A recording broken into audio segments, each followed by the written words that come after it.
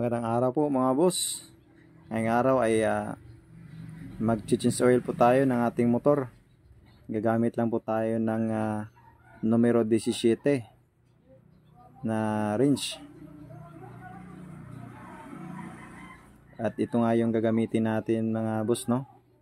Na pangtanggal sa drain plug nga nitong ating Barako 2. So tanggalin muna natin. Sa pagtanggal dito mga boss ay kailangan mong dahan-dahanin. Huwag mong biglain, baka masira yung thread ng drain plug dun sa loob ng ating makina. At syempre pag natanggal na, kailangan nating sasahurin ng empty bottle yung used oil na tatagas dito mga boss. Magagamit pa naman natin yung used oil nito mga boss. Maraming pwedeng paggagamitan nito. At ito na nga siya mga boss, tumatagas na yung oil dito sa loob. So ayan. So sa kabilang side na naman tayo mga boss, no? Dito tayo sa number 8 na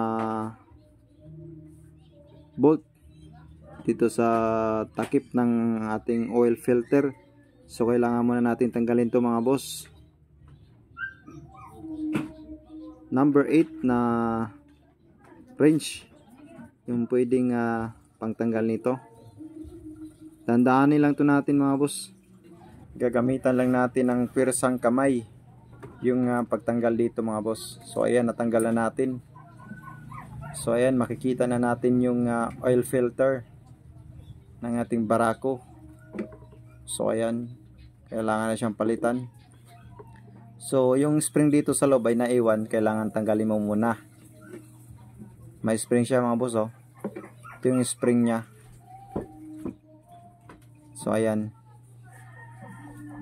dito nakalagay ito mga boss, oh. Diyan siya nakalagay. Hindi dapat magkabaliktad mga boss, dapat tama yung paglagay natin dito mga boss. At itong kabila naman yung may goma, so dito siya malalapat. Dapat ganyan yung position sa paglagay ng oil filter mga boss. Dapat dyan sa nakakabit. So tanggalin muna natin tong dipstick ng ating makina. So ayan.